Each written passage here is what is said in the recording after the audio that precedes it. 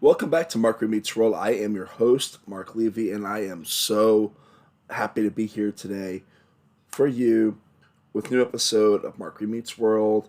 And if you don't know what it is, well, I'll tell you what it is quickly. You should probably know what it is by this point. What it is, it's a Boy Meets World rewatch show where we watch every episode in order. And I watch with a friend, and we talk about the episode. If you haven't watched this week's episode, it's gonna be season 2, episode 5, The Uninvited. You can do so now on Disney Plus, Daily Motion, syndication. You can go in a time machine. You can just straight up pirate it. I don't care. Well, I mean, I do care. Just watch the episode now.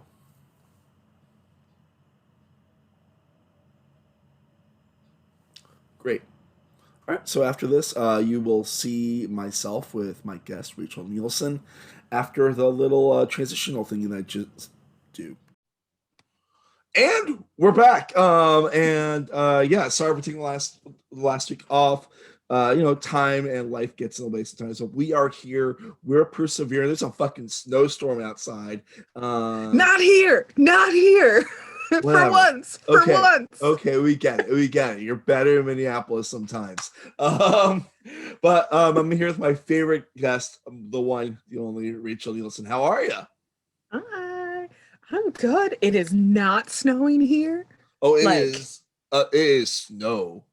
please do not send it my way. Please. Well, it's like right below Please do you. not. I heard it's going like to Iowa. So yeah, Like, and so if it goes to Iowa, it should go here. Because yeah, Iowa's Minnesota, Iowa, hmm right there.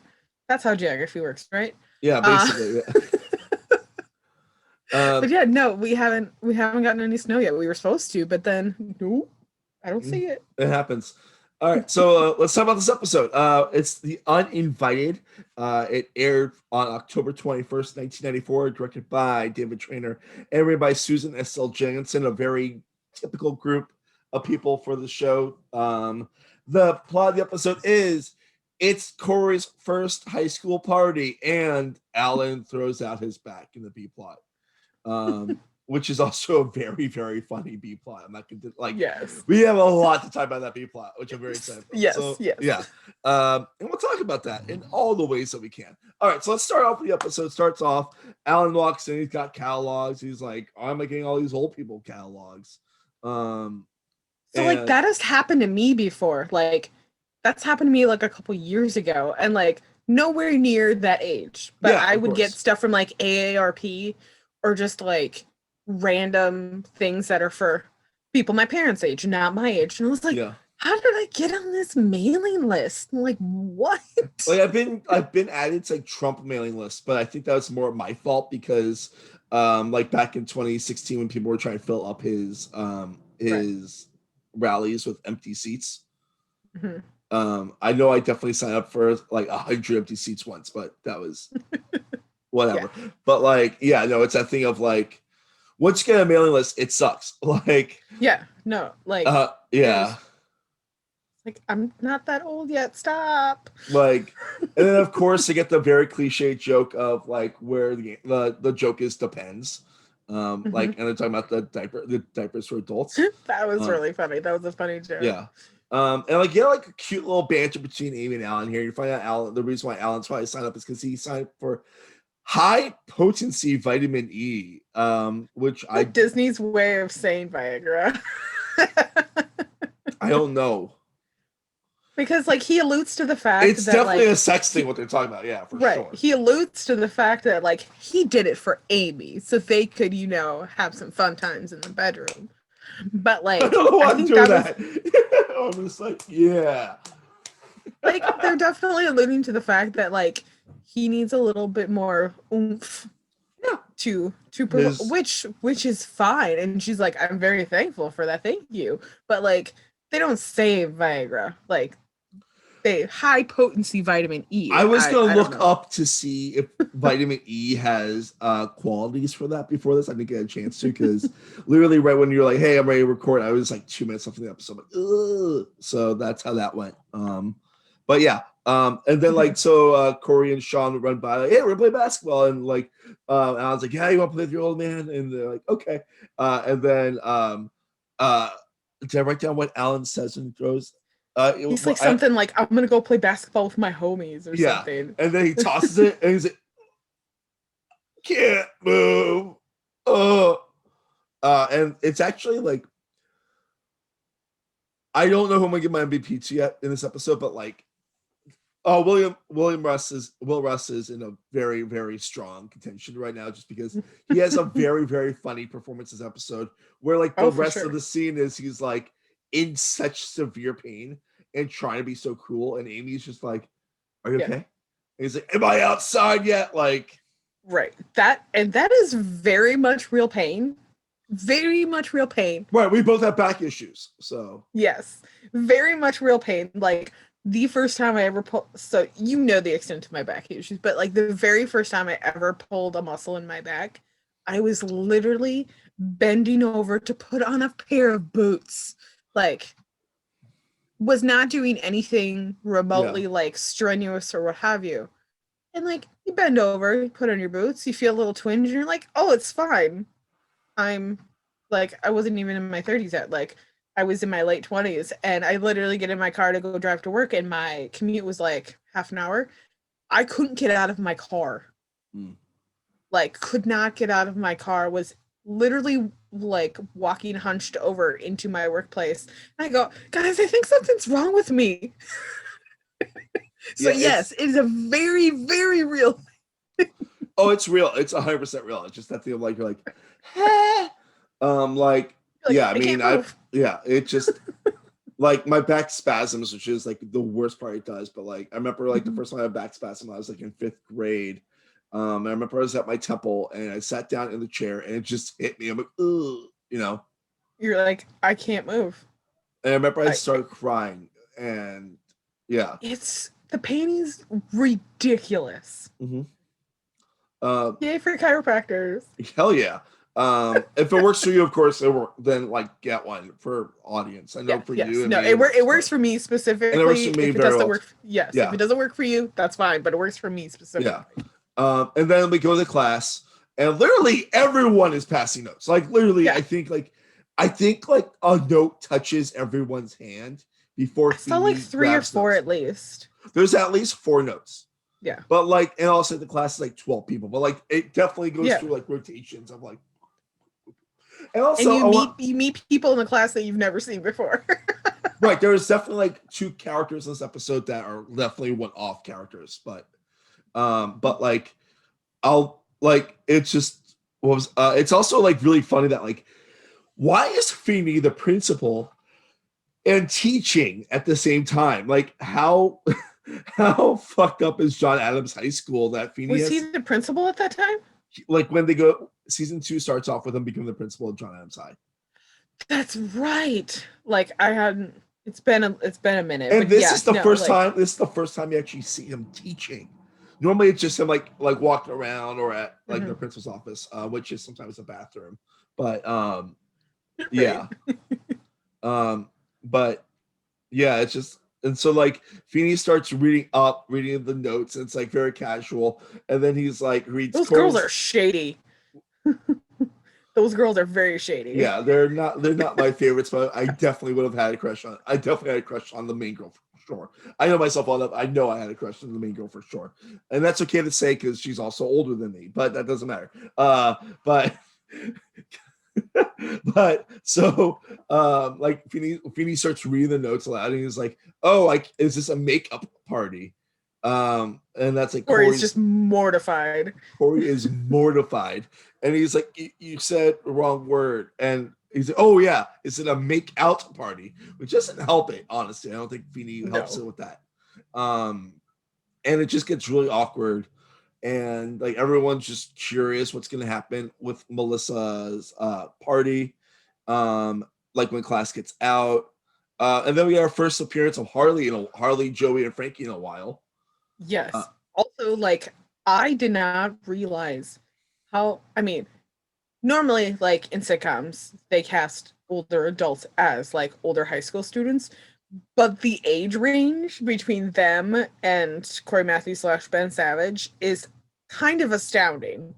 Well, Ethan Suplee and Blake Soper, I don't think are that much older. Yeah. Like I think they're like appropriately older, but like the guy who plays Harley is definitely like. But that's also Yeah. like part of the joke of Harley. That Harley, Right. like But that no, Harley. like it hit me like when I first saw them come on screen. It was like, yes, no, they are not high school students. Like they're just a hair younger than us, you know. Like they're No. like Harley is definitely like mid-20s at least, maybe Yeah. late 20s. But yeah, like, and you find out that that Cory sat in Harley's chair, and Joey was like, "Hey, what are you doing? You can't sit in Harley's chair. You sit in Harley's chair. Well, you know it's Harley's chair," and like all that stuff. And this is like the first time we get like really dumb Frankie. Hmm. Like we get a lot of really, you don't get much Frankie in this episode, but get really Yeah. dumb Frankie in this episode twice. First time Yeah. it's All of it. about, Yeah. yeah. No, I was gonna say all of his responses to any questions are like, so what if I like to write poetry at night? And you're just like, where did that come from? Like there's some really sad, like deep down psychological issues that Frankie has. Like this one was, what do you mean about my sisters or something like that? Like it was, Yeah. yeah. Um, but like, you know, it's good laugh, and like he goes away, and that's pretty much, that's like the bulk of their appearances, but you know, we'll get there later.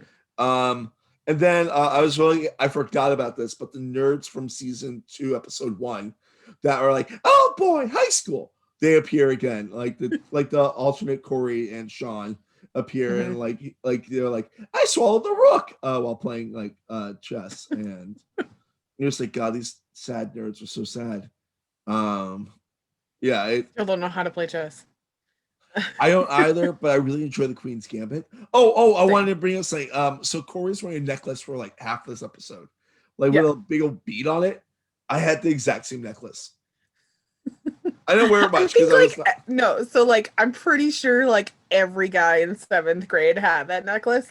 Like Corey and Sean, like because Sean has a necklace too. I just like it wasn't as Yeah, pronounced as like Corey's was. But like I remember like every guy like in my grade had a necklace kind of like that. Like yeah, because they're I like, it's definitely had that. cool. Yeah, I had that necklace like in 1994. I had that necklace. Like I was like 9 years old. Like in a few years, I had my puka shell necklace. Because that was. I mean, you had to graduate to the puka shell necklace. Like Do you have a puka shell that was the next necklace step. or? I did at some point in high school.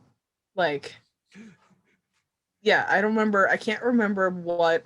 I think I had one because there was the ones that were like the little squares that were like strung on a string, Uh-huh. and then there was the ones that were actually like the Actual shells. puka There was shell one with the shell. circles. Yeah, Yeah. there was like one shell on top and one shell on bottom, and then they were Uh-huh. like connected, and then it was a necklace. Yeah, I definitely rocked those for a little bit You gotta love it. You gotta love being so in the cool. The Midwest. early, You have to. yeah. Like when there's so many oceans. Uh, Yes. yeah. I wanted to bring that up because I was like, I have the exact same necklace then. Uh, so then, like, I love this next part. So Cory wants to invite to a party, but he says he won't because he's not cool. And like Sean's like talking briefly about how his uncle won't talk to him since he won the lottery, and so he's sad because it was only $6. And then Like, Melissa yeah, comes out yeah, from like the back hallway. There's wind swept everything, right. and This soup is like the biggest deal for Cory.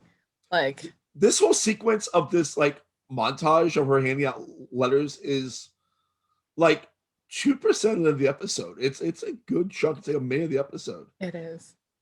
Like it literally is slow motion. Her being like, Like, oh, or like, no. yeah, and like it's so funny because like if you like, I remember when I was watching the episode, I forgot about the twist since I watched it like last time I watched this episode was over a year ago. Um, but I forgot about the twist, and I was like, why is she not hitting it to that cute blonde kid? Um, we'll find that out later. Yeah, But Cory is just like, and she's like, here you go, and he's like, oh my god, yeah, and then Sean doesn't get one.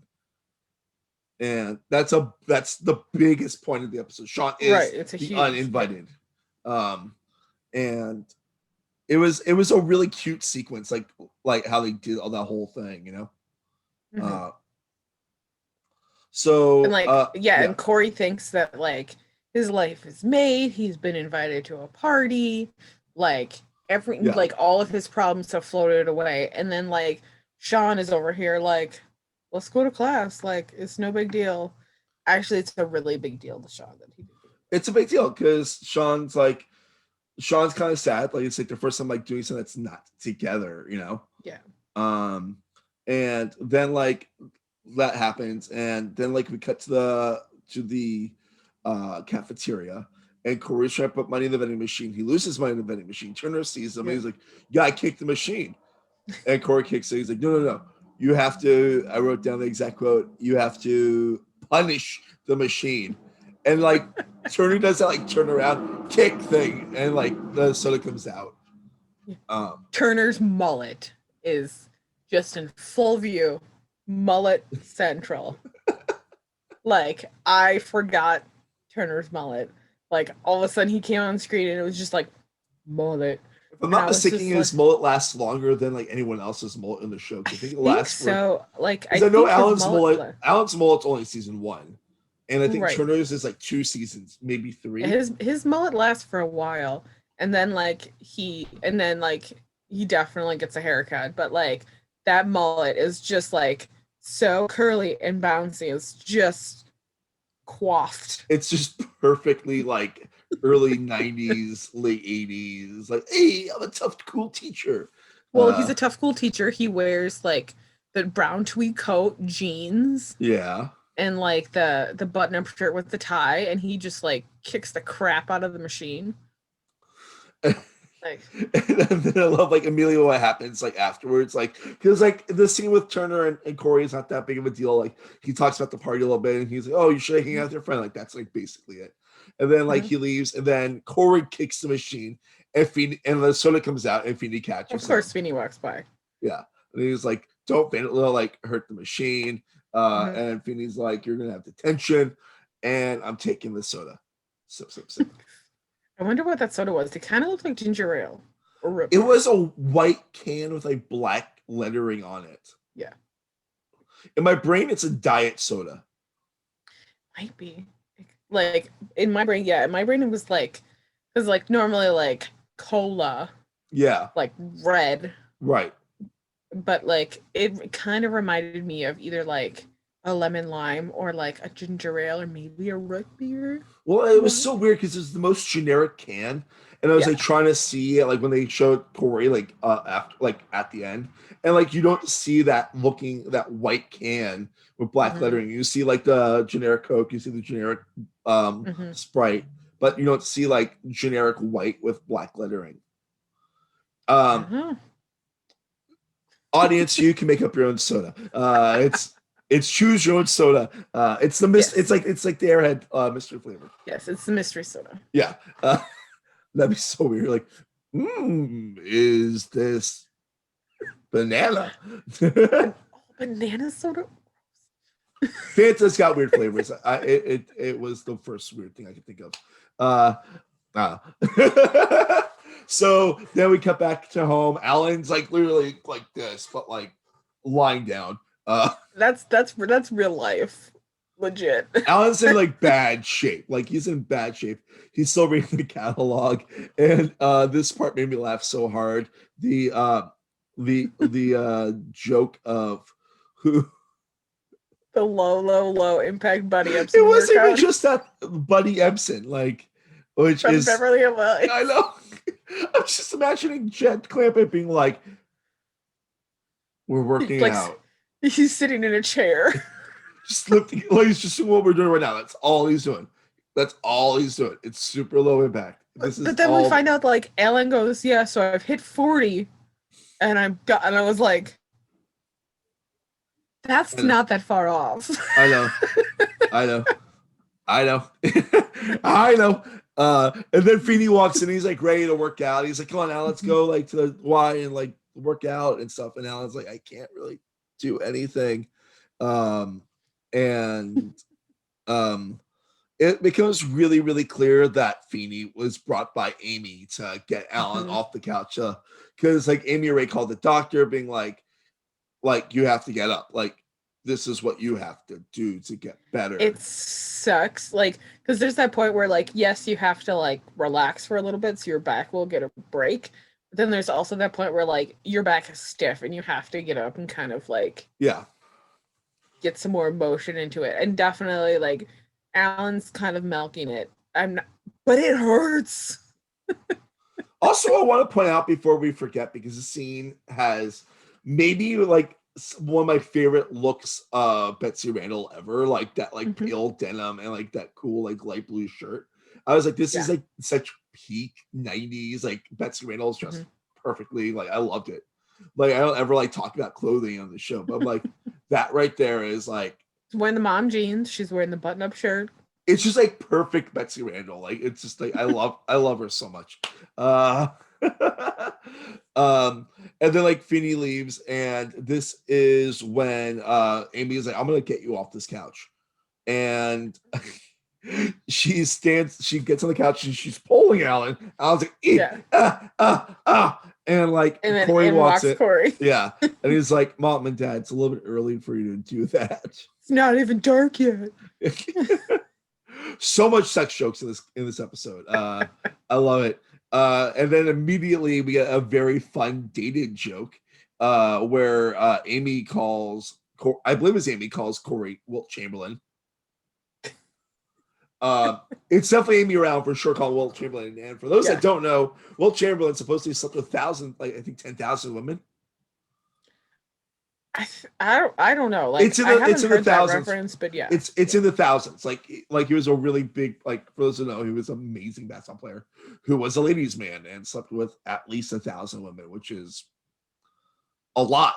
That's putting that mildly, and that's not just because I'm here with my girlfriend right now. I'm just stating that's a lot. It's a lot, but it's also funny to hear like a funny like dated, like it's really funny when the show dates itself, you know? Right. Well, yeah, because that's definitely a very dated reference. Like that's a joke that from when we were growing up. Like that's a thing. Like totally fine in 1994, probably to like 98, probably. And then we get the next scene where like it's Eric and Cory. And like Eric's definitely getting ready to like go out and have like a Friday night, and like it's so interesting how like Eric's character progresses throughout the series, because this is still like, I'm super cool Eric, like I'm gonna go out with my friends, and it's not quite dumb broken Eric yet. It's getting there, but like it's still like Eric cooler brother. But like like I love how the scene starts where you see Cory like doing the mouthwash and then he swallows it, and this actually makes sense what he says. It does. Logistically, it does. He's like, if I burp, I don't want it to be gross. And that's so true, because mouthwash lasts only for a few hours. And I mean, minty fresh burps. And also, like, once you have like enough food in you, it's gone. Like, it's gone. Like, it's done.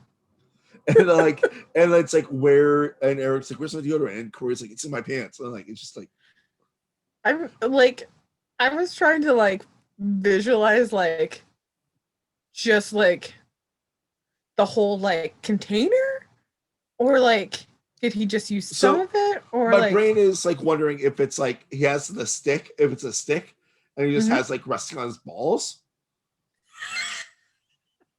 But like open? Yeah, but like I don't know. But like I don't know. Like I've definitely put deodorant down there before. I'm not gonna deny that. I mean, I don't do it. I rather shower and like, you know, all that stuff. But like, I was just trying to like logistically figure out what was happening. This is when you realize I'm not a cool person, is it? No, like, because I'm trying to figure out like logistically, because like if it's that like cool scent deodorant and you put it down there in your business, like that's not okay. Like that can injure some things. Especially if it's like the full stick or something like that. Like, I mean, like, because like I don't think it's very potent. This is not gonna be a spray situation. I do not think. No. I think it's just like the like, stick is not open the pants, spray, like, and you're good. No. It's literally like Old Spice lid off, down. Yeah, I mean, you can definitely hurt your balls that way. As a Yeah, man like that knows how fragile balls can be. Um, we're talking a lot about my junk this episode, aren't we? Then like we get a whole bunch of really like Eric like making cool older brother right. jokes, and then he's like, "Hey, Corey's like, hey, can I use your cologne?" Mhm. And the name Rampaging of stallion. it's like the greatest thing I've ever heard of for a fake cologne. Yeah, Rampaging stallion. Like, oh my god. rampaging. Yeah, like And it's a total like 90s type cologne, like because Eric bought it because it sounded cool, yeah. and then like he walks downstairs and Alan goes, "What am I rotting?" Well, like it has to be a musk smell. Like it has to be a very strong musk. Like, and Corey, as a kid myself before, like He put a lot on there. I've gone through a lot of bottles of Ralph Lauren cologne as a kid. Because you don't know, like, because you're like more like, oh, I gotta do more than 2 or 3 sprays. Yeah, I gotta do 20. I've definitely been that person. less is more. I know this now, okay. Uh, and also, uh, people back then did not know the majesty of a little bit of Axe Anarchy. I will say that, and I will defend that brand of Axe. Like, okay, That's yeah. I will defend Axe Anarchy. That's all I'll say about that. I haven't smelt it, so I don't know what it smells like. But You have, like, you have, I have. Okay, okay, and so obviously didn't have a problem with it because I didn't. It wasn't like a and it's bad thing. called Axe Anarchy. Uh,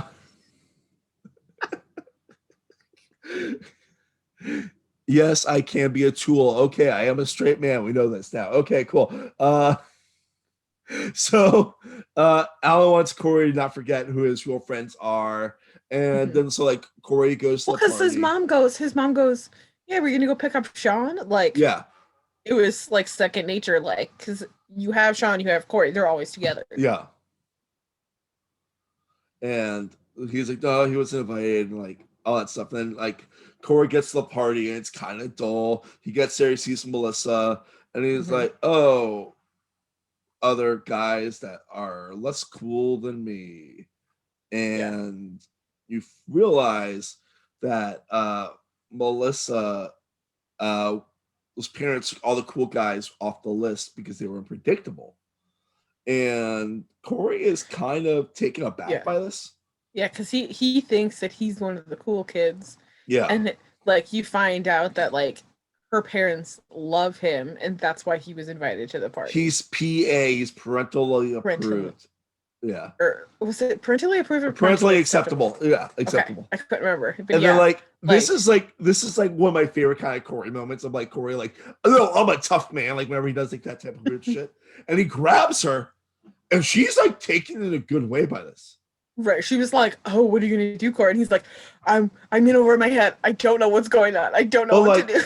like literally like he was like about like he did a pretty good job. Like he got 90% there, but the 10% did not work at all. Yeah, yeah. Then he realized what he just did, and he was like, "Oh, Like you literally see it in his eye. Like she's like, like she's like ready for it. He's like, which I mean, we've all been there before. And I love this part is so fucking horrifying. Her Melissa's friend comes in and all the nerds like swarm her. they're like another girl," and she's like, Yeah, "Back off." yeah. And so you find out that there's a cool kid party that Melissa and her friend go to, and Cory gets kind of like put in charge of Melissa's party. Yeah, And she totally ditches her own party. Like, bye. I would too, honestly. Like those nerd characters are there's something, you know? Yeah, like Yeah. like I mean, the way that they're portrayed is kind of like these are the uncool kids, these are the Yeah. nerdy kids, and they're like, we have a fun time just hanging out with ourselves because nobody else wants Well, to this hang part's out so with us. sweet that they're playing spin the Yeah, bottle, like practicing, but like just spinning the bottle. And he's like, and Cory's like, this is weird. He's like, well, you know, we're cool with each other, we're friends, and that was really yeah, sweet. that was really sweet. Like the only parties that so if we're talking seventh grade specifically, Uh huh. like we didn't have any parties because I went to a very like religious school, so there was no parties happening. The only parties I got invited to were like church parties. Where But if kissing we're was talking, not a thing, yeah. no, and my parents knew everybody else's parents, and it was all women. Because we couldn't hang out with the guys unless it was like in a youth group setting. But Yeah. like high school parties, the only parties that I went to in high school were cast parties. Got all the good old Crucible cast parties. Yeah. That was a crazy one for me. So like when I saw that Yes. SNL sketch, I'm like, oh my That god, was this yeah. speaks to me. No, because I mean that's the biggest that's how big of a nerd I was. It was like the So only parties that we went to were cast parties.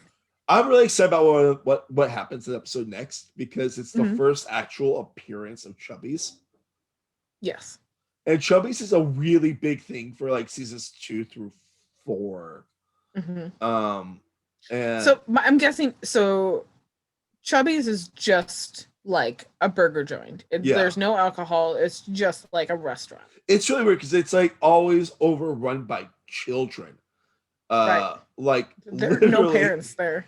they're the oldest person I think I've ever seen at Chubby's is Mr. Turner and maybe like the like parents or Feeney like in a later episode, but like you Right. just never see anyone that's like older than like 15, 18 at Chubby's except for Yeah. Harley, who Mhm. is who the first person we see at Chubby's playing pinball, and he breaks the high score, Mhm. and 33 Joey, billion or yeah, and something. Joey says, "Oh, that score will never be broken," and Frankie's like, "What?"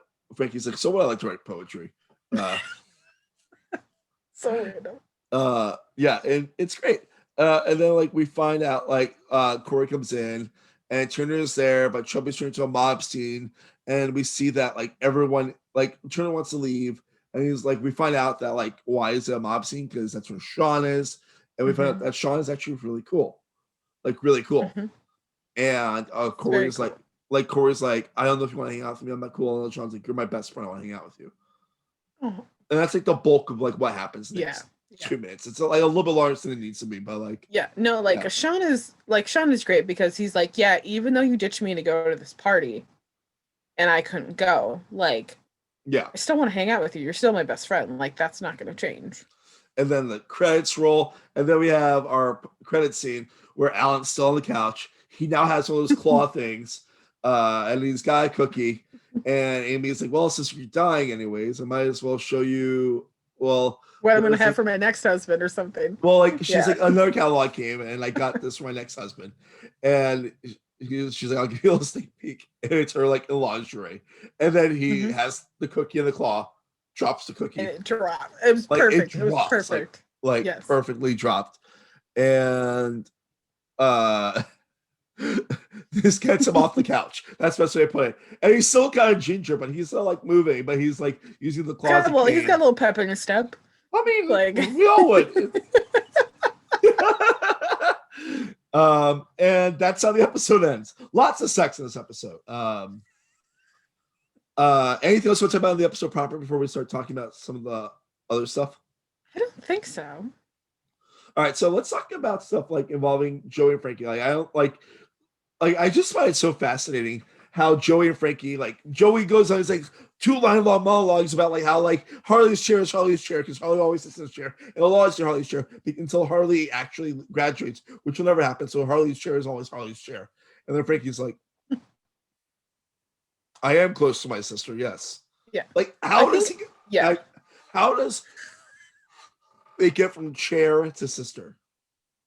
I'm not sure, but like I do like the dynamic of those three because Yeah. Harley is definitely the ringleader. He's the ringleader of that group.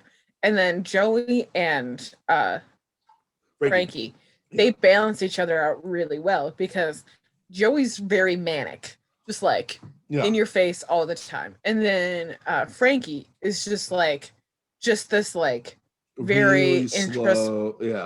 very introspective, very like I have a lot of thoughts and feelings about things, but people don't think of me that way because I'm a large guy. Like they think of him as an enforcer. So there's definitely like that balance, which I really like. I mean, it balances out really well because like otherwise, if they were both like that, it would just be kind of boring. Well, it's also like, okay, it's that weird thing of like, if you're gonna have goons, like in your Mhm. mind, you want the goons to be like the bodyguards in 30 Rock, like Doc Colin and Right, Chris, right. Yeah. which are also not just goons. They're like, but they're just Mhm. large dudes that are very, very funny and very smart. And I love Chris as a person. I've met him before. He's awesome. But Mhm. that doesn't matter. But like, I do love the idea of them being like, it's so weird like how I feel like they get like, because I think Joey's in like 10 episodes, and Frankie's in like 40 episodes. Yeah. Because Frankie is a real character in the show. Like, Mhm. yeah.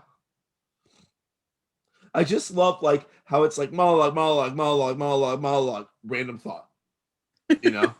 Yeah. And that's like when they're like, this is like, they're still finding the voice of Joey and Frankie, but I love it so much. Mhm. And that's a minute I, with Joey and Frankie, right?